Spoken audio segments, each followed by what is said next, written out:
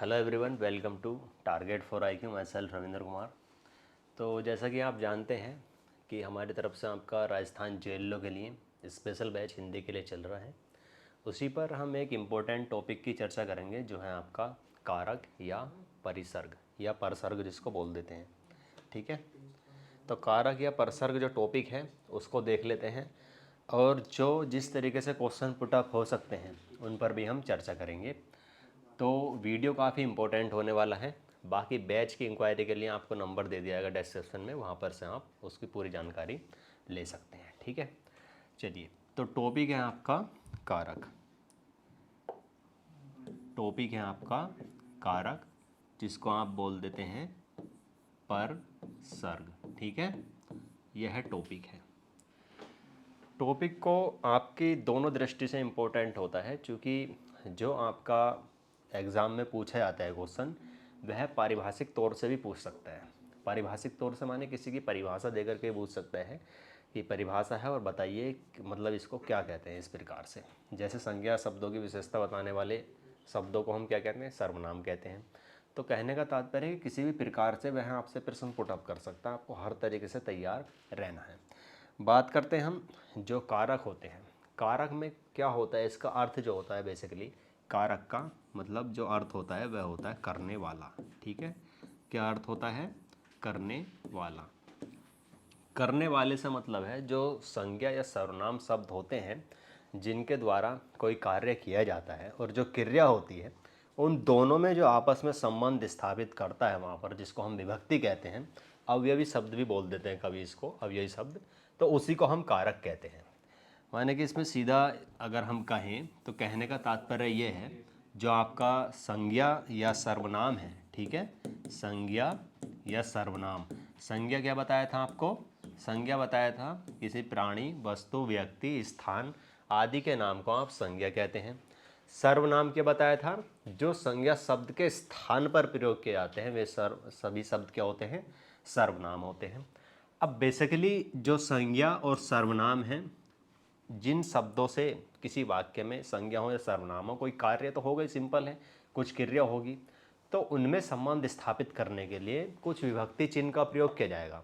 विभक्ति चिन्ह क्या होते हैं? बेसिकली जो हमारा सब्जेक्ट होता है या सर्वनाम होता है, कर्ता होता है और क्रिया होती है, उसके बीच में संबंध स्थापित करते हैं। उसको एक आप कह सकते हैं अर्थपूर्ण वाक्य ये बनाने का काम करते हैं कारक। ठीक है, पारिभाषिक दृष्टि से देखें तो संज्ञा या सर्वनाम के जिस रूप से उसका सीधा संबंध क्रिया के साथ ज्ञात हो वह कारक कहलाता है। कहने का तात्पर्य क्या है? कारक अर्थात करने वाला।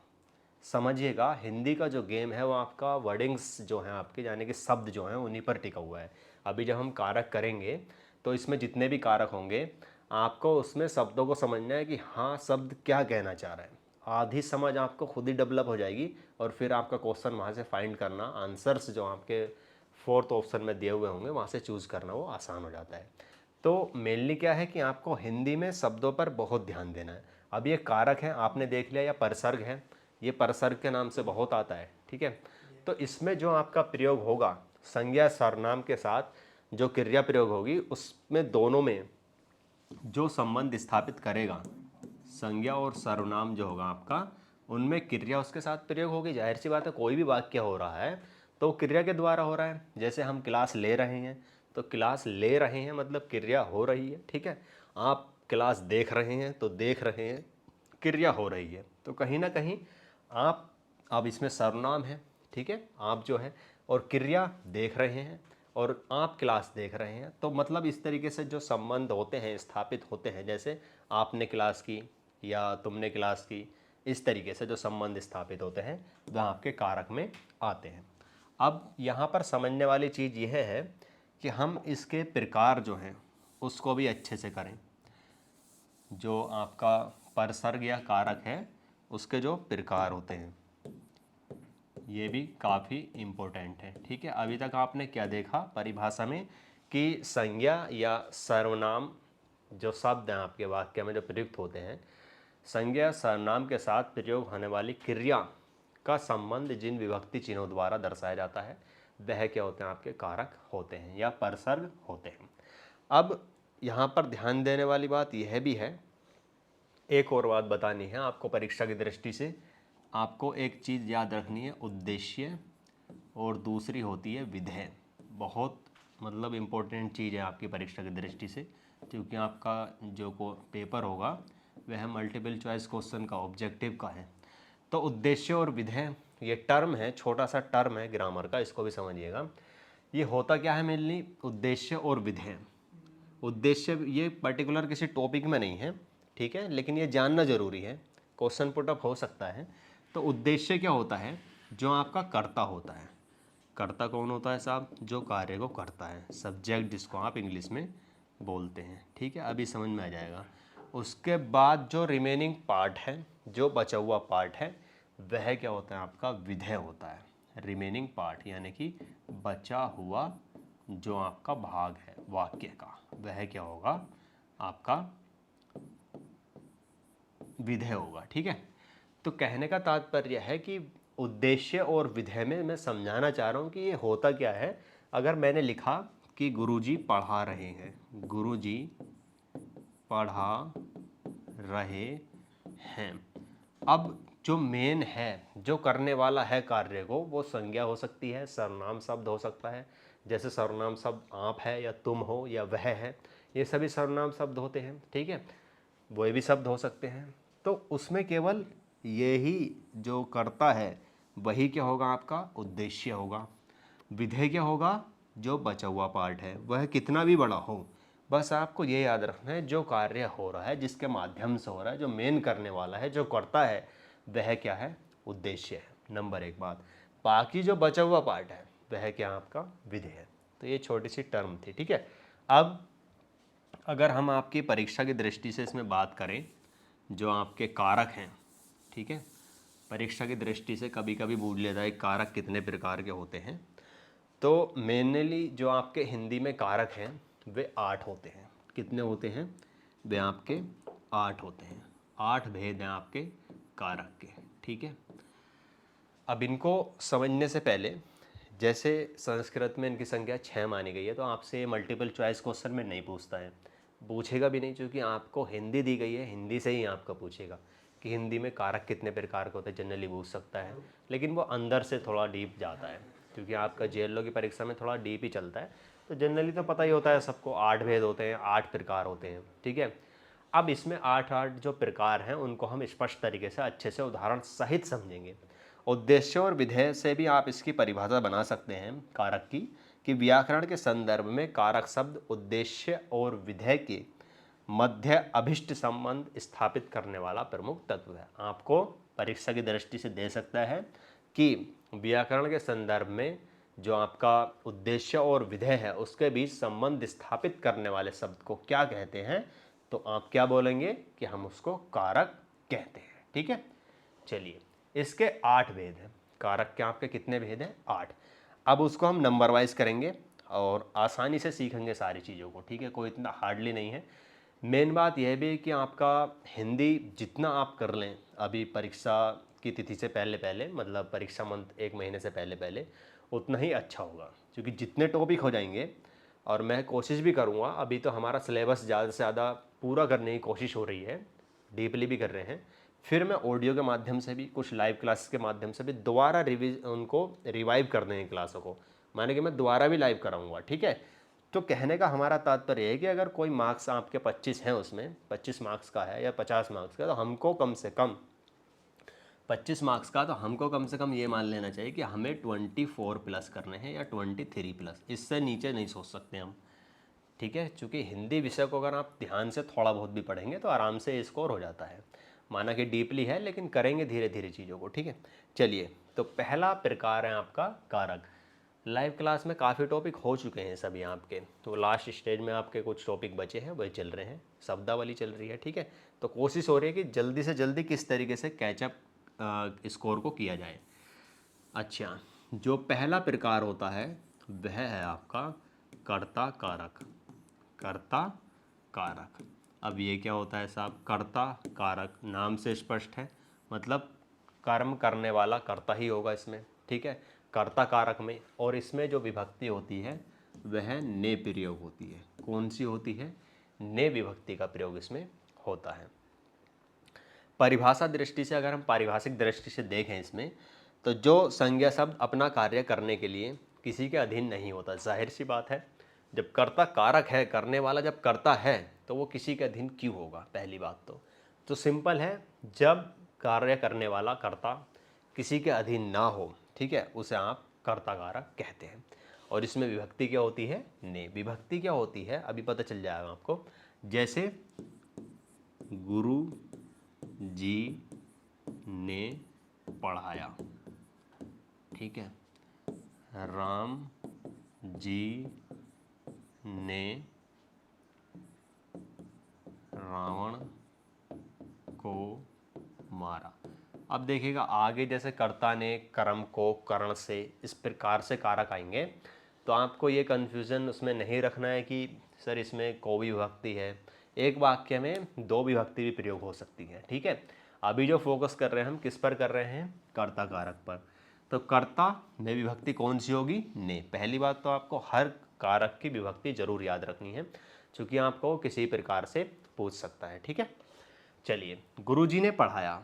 अब गुरुजी ने पढ़ाया, आप इसको देखेंगे तो वाक्य में क्या है कि जो कार्य करने वाले हैं वह कौन है, गुरुजी हैं, ठीक है। गुरुजी हैं तो ये कौन से हो गए आपकी, कर्ता कारक, और विभक्ति क्या है, ने। राम जी ने, विभक्ति क्या है, ने। रावण को मारा।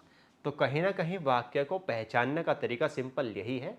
अगर आपको वाक्य दे करके और उसको अंडरलाइन करके, सपोज दैट इस प्रकार से आपको देता है कि जैसे इसको अंडरलाइन कर देगा इस प्रकार से कि इसमें कौन सी विभक्ति है, तो आप पहचान जाएंगे कर्ता ने, मतलब जो कार्य स्वयं करने वाला है उसके साथ जो ने विभक्ति का प्रयोग हो रहा है वह किसी की सहायता से नहीं हो रहा है, वह अपने लिए प्रयोग कर रहा है, तो वहाँ पर क्या होगा, आपका कर्ता कारक होगा, ठीक है, इस प्रकार से। अब जैसे तुम ने, तुमने नहीं होगा, ने विभक्ति अगर हम देखें, जैसे और प्रयोग कर लेते हैं, इसमें वाक्य देख लेते हैं। गांधी जी ने, गांधी जी ने सत्य का मार्ग अपनाया, मार्ग अपनाया, ठीक है। तो गांधी जी ने सत्य का मार्ग अपनाया, करने वाले कौन है, गांधी जी।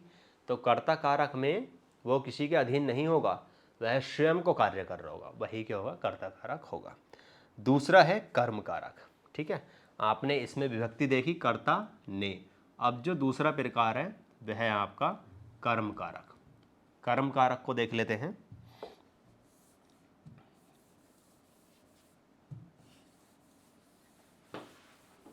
दूसरा प्रकार देखते हैं कर्म कारक, ठीक है।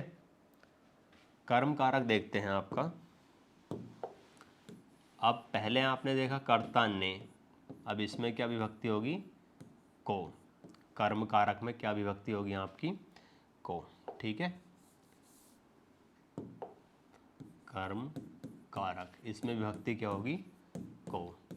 अब जाहिर सी बात है, पारिभाषिक दृष्टि से देखें तो कर्ता जिस वस्तु पर क्रिया के व्यापार का फल पड़ता है। कर्म कारक क्या होता है कि क्रिया जो हो रही है उसका फल किसी ऑब्जेक्ट रूपी कोई वस्तु होगी, कोई स्थान होगा, उस पर पड़ रहा होगा, वहाँ पर क्या होगा, कर्म कारक होता है। जिस वस्तु पर क्रिया के व्यापार का फल पड़ता है उसे सूचित करने वाले संज्ञा के रूप को आप क्या कहते हैं, कर्म कारक कहते हैं। और विभक्ति क्या है इसमें आपकी, को। इसमें जो उदाहरण है, जैसे शिकारी शेर को, शिकारी शेर को देखता है, शेर को देखता है। और उदाहरण है आपका शिक्षक ने। अब देखिएगा एक से भी आ सकते हैं, एक से ज़्यादा विभक्ति भी आ सकती है, ठीक है। शिक्षक ने छात्रों को डांटा या पढ़ाया, ठीक है। जो एग्जाम्पल आपके नोट्स, जो हैंड रिटन नोट्स हैं, ठीक है, तो उसमें इसलिए ज़्यादा एग्जाम्पल को बताया जाता है ताकि आप जब करें, रिवीजन करें नोट्स का, तो आपको वहाँ पर और रिवीजन हो जाए उनका। अलग अलग एग्जाम्पल्स ज़्यादा भी इसलिए नहीं बताए जाते हैं, नोट्स के जो एग्जाम्पल है उन्हीं से ज़्यादा समझाने की कोशिश की जाती है। एक ही चीज़ है ज़्यादा बार करेंगे तो एकदम कंठस्थ हो जाएगी, और एक ही चीज़ के अगर आप वेरिएबल्स ज़्यादा सोचेंगे, मतलब उसके ज़्यादा उदाहरण और उस तरीके से कवर नहीं हो पाता है कभी कभी, ठीक है। तो कहने का तात्पर्य है कि लिमिटेड चीज़ हो और मल्टीपल रिवीजन हो, ठीक है। तो इसलिए नोट्स में जो दिया जाता है उसी परिभाषा पर थोड़ा ध्यान भी दिया जाता है और जो उदाहरण वगैरह हैं उस पर भी। तो कर्म कारक क्या है, इसमें जो आपका प्रभाव है वह किस पर पड़ेगा, कर्ता कोई कार्य कर रहा होगा, उसका प्रभाव किसी ऑब्जेक्ट रूपी कोई वस्तु होगी, कोई भी विषय होगा वहाँ पर उस पर पड़ेगा। जैसे शिकारी शेर को देखता है, देखना क्रिया है, ठीक है। किसको देखता है, शेर को, तो प्रभाव देखना किस पर पड़ रहा है, शेर पर, और विभक्ति क्या है, को, क्या होगा, कर्म कारक। शिक्षक ने छात्रों को डांटा, डांटा किसको, छात्रों को, तो कौन सा कारक हो गया आपका, कर्म कारक, ठीक है। इस तरीके से हमने 2 कारक आपके अभी किए हैं 8 प्रकार में से, कर्ता कारक, कर्म कारक। तीसरा प्रकार है करण कारक। तीसरा जो प्रकार है वह कौन सा आपका, कर्म कारक, ठीक है। जो तीसरा प्रकार है वह कौन सा है आपका, कर्म कारक, सॉरी करण कारक, ठीक है। करण कारक, इसमें क्या होता है, विभक्ति से या के द्वारा या द्वारा भी होता है, ठीक है। अब ये क्या होता है, संज्ञा सर्वनाम जिस माध्यम से या जिस किसी वस्तु या व्यक्ति आदि की सहायता से कोई कार्य संपन्न कर रहे होंगे, ये देसी लैंग्वेज में है, तो वहाँ पर आपका क्या होगा, करण कारक होगा। सिंपली कारण का मतलब ही होता है से या के द्वारा, किसी के द्वारा कोई कार्य होना, ठीक है। शब्द अगर हम इसकी नोट्स वाली परिभाषा देखें, कर्ता जिसकी सहायता से कुछ कार्य करता है उसे करण कारक कहते हैं। इसकी विभक्ति से है, मतलब कर्ता जो है आपका जिसकी सहायता से जो कार्य करता है वह क्या होता है, वहाँ पर करण कारक होता है। विभक्ति क्या है, से, विभक्ति क्या है, से या के द्वारा या द्वारा। जैसे उदाहरण देखते हैं, वह गिलास से पानी पीता है, वह गिलास से पानी पीता है। सिंपल है, पानी पीना, पीना एक क्रिया है, वह गिलास से, ठीक है। तो से क्या है आपका, से है आपका करण कारक, ठीक है। क्या है, से करण कारक। अब जैसे मोहन पेन से लिखता है, पेन से लिखता है, पेन से लिखता है, लिखना क्या है, क्रिया, और किसके द्वारा, पेन के द्वारा। तो कोई ना कोई सोर्स है, ऑब्जेक्ट है जिसके साथ ऐसा कुछ कार्य हो रहा है, तो यहाँ पर विभक्ति क्या आ गई, से। यह मोहन पेन के द्वारा लिखता है। श्याम बस द्वारा दिल्ली जाता है, ठीक है। या तुम ट्रेन द्वारा दिल्ली जाते हो। इस प्रकार से जो वाक्य में आपके से या के द्वारा या द्वारा विभक्ति प्रयोग होगी, वहाँ पर क्या होगा, आपका करण कारक होगा, सिंपली, ठीक है। चलिए, चौथा प्रकार है संप्रदान। जो चौथा प्रकार है वह कौन सा आपका, संप्रदान। चौथा प्रकार देखिएगा आप, संप्रदान, संप्रदान। इसका मतलब ही होता है संप्रदान, सब कुछ दान करना, मतलब इस सेंस में समझिएगा कि दान कर देना। संप्रदान मतलब दान कर देना, थोड़ा ये अच्छे से याद रहेगा, ठीक है। संप्रदान, इसका अर्थ शाब्दिक अर्थ ही क्या होता है, देना, देना ही इसका शाब्दिक अर्थ होता है। इसमें विभक्ति जो होती है, को या के लिए विभक्ति होती है। जो विभक्ति होती है को या के लिए। अब ये कैसे होगा, ये समझना आपको ज़रूरी है। अब कैसे समझेंगे, थोड़ा रुकिएगा, डिजिटल बोर्ड में हो सकता है थोड़ा बहुत, हाँ समझिएगा। चलिए देखिएगा, जो आपका संप्रदान कारक है, संप्रदान का शाब्दिक अर्थ आपने देख लिया, देना होता है, जिसके लिए कार्य किया जाता है वही क्या होता है, आपका संप्रदान कारक होता है। जैसे नीता अपनी सहेली के लिए आम लाई, नीता अपनी सहेली के लिए आम लाई, ठीक है। नीता अपनी सहेली के लिए आम लाई, मतलब वहाँ पर देने का भाव है, कुछ ना कुछ देने का भाव है, इसलिए वहाँ पर कौन सा होगा, संप्रदान कारक होगा। श्याम ने मोहन को कुछ पैसे दिए, श्याम ने मोहन को कुछ पैसे दिए। तो यहाँ पर श्याम ने मोहन को कुछ पैसे दिए। अब ऐसे पूछ सकता है कि को अंडरलाइन कर देगा और पूछेगा ये कौन सा कारक है। ठीक है, तो आपको तैयार रहना है। हो सकता है ने को अंडरलाइन कर दे तो कर्ता ने, कर्म को करण से। अब वहाँ पर कर्म नहीं लगाना, आपको विभक्ति सेम भी मिलेगी, वही समझाना चाह रहे हैं। ठीक है, विभक्ति सेम भी मिलेगी कहीं कहीं, लेकिन उसमें क्या फ़र्क है आपका, कर्म कारक में क्रिया हो रही होगी और उसका प्रभाव किसी ऑब्जेक्ट पे पड़ता है। जैसे शेर शिकारी शेर को देखता है, वहाँ पर भी को विभक्ति है, लेकिन वो देने के अर्थ में नहीं है।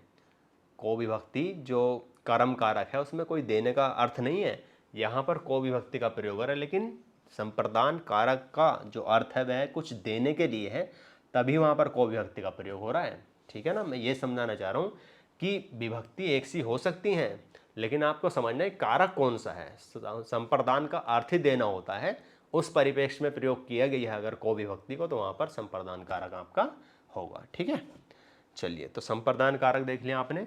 अब जो हमारा नेक्स्ट है उसको हम देखते हैं अपादान कारक। ठीक है, जो हमारा नेक्स्ट प्रकार है वह कौन सा है, अपादान कारक। ठीक है, अपादान कारक। अब ये क्या होता है, अपादान कारक क्या होता है, इसको देखिएगा। पांचवा प्रकार है आपका अपादान। समझिएगा सिंपली, इसमें ना कोई वस्तु किसी वस्तु से अलग हो रही होगी। कोई वस्तु किसी वस्तु से अलग हो रही होगी। कैसे, अगर पारिभाषिक दृष्टि से देखें तो संज्ञा सर्वनाम का वह रूप जिसमें किसी वस्तु का अलग होना पाया जाए उसे आप क्या कहेंगे, उसे अपादान कारक कहते हैं। इस पे आप कह सकते हैं कि अलगाव मतलब अलग होना पाया जाएगा। इस तरीके के वाक्य में जो होगा, जो संप्रदान कारक के होंगे, उसमें अर्थ कहीं ना कहीं ऐसा स्पष्ट होगा कि हाँ कोई वस्तु किसी वस्तु से अलग हो रही है। जैसे अब इसमें इसकी विभक्ति मेनली से ही होती है, जो से विभक्ति होती है। जैसे समझिएगा, बहुत आसान है ये वाला भी। जैसे मोहन छत से गिरा, छत से गिरा। और उदाहरण है इसमें वृक्ष से फल गिरा, वृक्ष से फल गिरा। ठीक है, अब यहाँ पर अपादान है मतलब अलग होना, किसी वस्तु का किसी वस्तु से अलग होना, क्या है अपादान। अपादान में क्या देखा, से विभक्ति। मोहन छत से गिरा यानी कि वो अलग हुआ। वृक्ष से फल गिरा, क्रिया हुई यहाँ पर गिरना ये सब, तो ये से मतलब उससे अलग होना। संप्रदान में क्या था, कोई चीज़ देने के अर्थ में था किसी को, और इसमें क्या है आपका, अपादान में अलग हो रही है कोई वस्तु किसी वस्तु से। तो संज्ञा या सर्वनाम का वह रूप जिसमें किसी वस्तु का अलग होना पाया जाता है, वहाँ पर क्या होता है, अपादान कारक होता है। चलिए, जो छठा प्रकार है उसको देख लेते हैं। जो आपका छठा प्रकार है, छठा प्रकार है आपका संबंध कारक। ठीक है, संबंध कारक नाम से ही स्पष्ट है कि इसमें संबंध दर्शाया जाएगा। ठीक है, क्या दर्शाया जाएगा, संबंध। जैसे का, की, के, री, इस तरीके से।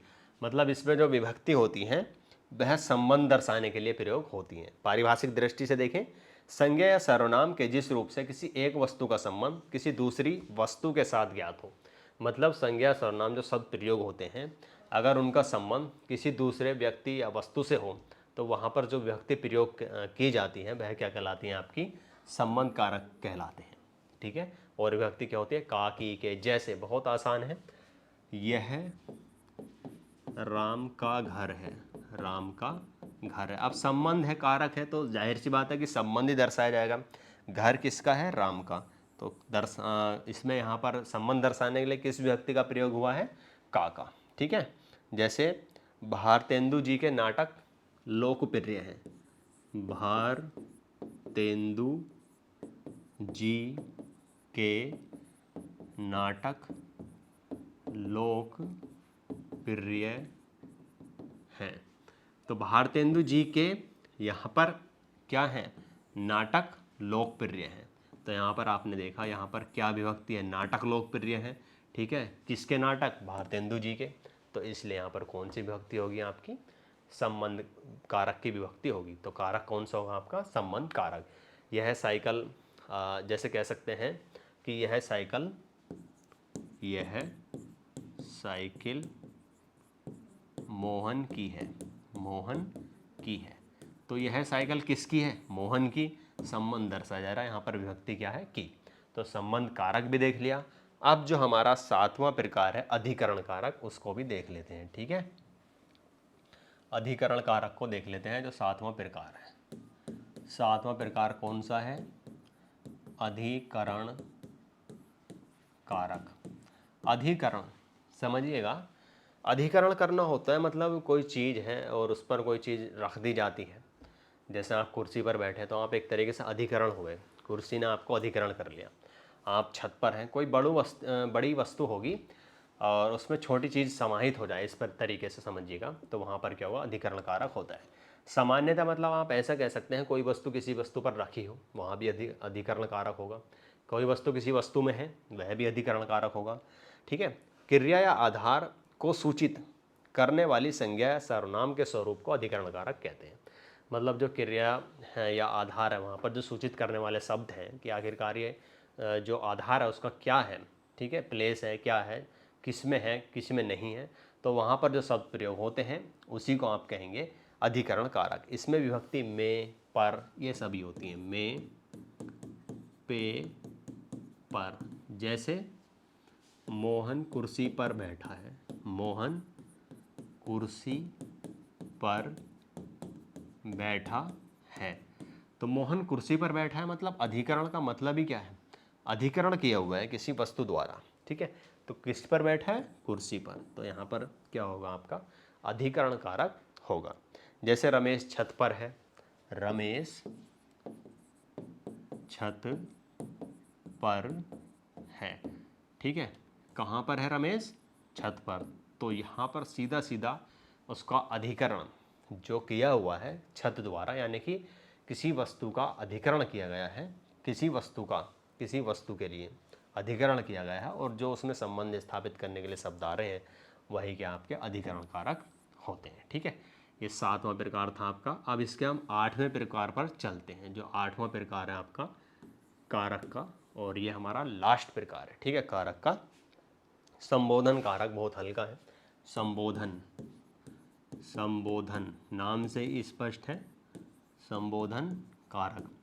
मतलब इसमें क्या होगा? स्पेशली जो किसी को संबोधित करना, किसी बात के लिए, किसी पार्टी के लिए, किसी ओकेशन के लिए, या कुछ ऐसी तत्कालिक घटनाएं हो जाती हैं, तो वहाँ पर संबोधन शब्द का प्रयोग किया जाता है। जैसे संज्ञा के जिस रूप से किसी के बुलाने या पुकारने या संकेत करने का भाव प्रकट हो, उसे संबोधन कारक कहते हैं। इसकी विभक्ति जैसे हे है, एक्सक्लेमेटरी वाले वाक्य होते हैं बेसिकली, अगर आप समझे तो हो है, अरे है, उफ है।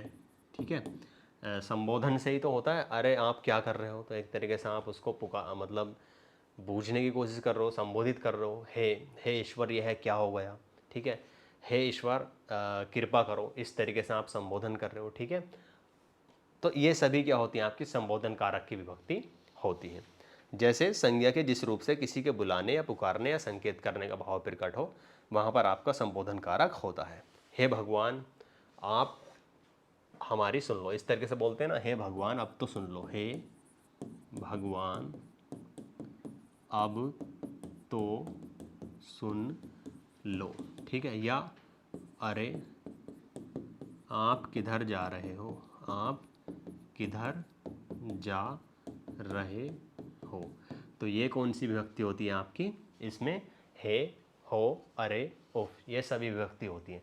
एक तरीके विस्मयादिबोधक जो वाक्य अगर आपको मिलें और उसमें अगर आपको इस तरीके से वाला साइन जो होता है, हमारा चिन्ह जो होता है, ये आपको देखने को मिले, तो वहाँ पर सिंपली पहचान लेना कि क्या है, वो संबोधन कारक है। ठीक है, ये 8 प्रकार हैं आपके। 8 प्रकार हमने विद एग्जाम्पल, उदाहरण सहित करने की कोशिश की है। उम्मीद है आपको सारे कारक अच्छे से समझ में आए होंगे। वीडियो को आप दोबारा भी देख सकते हैं, कोई कमेंट है आपका वह भी आप कर सकते हैं। बैच की इन्फॉर्मेशन आपको दे देते हैं। बैच की इन्फॉर्मेशन देखिएगा 7500 11 0 314 नंबर पर आपको फुल इन्फॉर्मेशन मिल जाएगी। आपका बैच की लाइव क्लासेस चलती हैं टोटल, और आपको नोट्स हैंड रिटन फॉर्म वगैरह में, और उसमें आपके टेलीग्राम चैनल पर हम प्रोवाइड कराते हैं। क्लासेस आपकी ऐप पर होती हैं, ठीक है। हिंदी में ये कंफर्म चलिएगा जितने भी कराएंगे पॉइंट टू पॉइंट चीज़ें करा रहे हैं, और उसी में से आपका लगे ऐसे भी कोशिश कर रहे हैं। जल्द से जल्द सिलेबस करने के बाद हम उसमें आपका रिवीजन ताबड़तोड़ तरीके से कराएंगे, और जो आपके क्विज़ के रूप में चीज़ें हैं वो भी टेलीग्राम में हम शुरू कर रहे हैं। मतलब वो आपके टेलीग्राम में ही क्विज़ आपको डेली देखने को मिलती हैं, जो हम शुरू कर चुके हैं। और फिर आपको जैसे ही सिलेबस होगा इसके टेस्ट वगैरह भी करा दिए जाएंगे। फिर हमारा एक विज़न ये भी है JLO वालों के लिए, क्या खासकर अब हमारा हर एग्ज़ाम के सब्जेक्ट को लेकर ही है, कि हम आपकी हिंदी की बुक भी आपको प्रोवाइड कराएंगे। ये जो आप स्टूडेंट्स हैं ना, जो अभी ग्रुप वाले स्टूडेंट्स हैं, उनको फ्री ऑफ कॉस्ट ये होगा, ठीक है। तो यहाँ पर क्या होगा, आपको सारी चीज़ें एक ही मतलब एक ही बुक में कंबाइंड होकर सारी चीज़ें मिल जाएंगी। अभी जो लाइव क्लासेस डेली कर रहे हैं वो तो ठीक है, ठीक है, वो तो नोट्स भी अपने बना रहे हैं, कंबाइन कर वो तो खुद ही कंबाइन कर लेंगे। लेकिन बाय चांस जो लेट विद्यार्थी ऐड हो रहे हैं, तो उनका सॉल्यूशन ये भी है कि आपको जैसे आप बैच में जुड़ेंगे और जैसे ही कंप्लीट होगा तो उसके कुछ दिन बाद आपको बुक भी दे दी जाएगी, ताकि आप एक ही बुक में सारी चीज़ों को फटाफट से कवर कर सकें। तो ठीक है, और आप अच्छे से चीज़ों को करते रहिए, बाकी कमेंट करके ज़रूर रिव्यू दें। Thank you so much.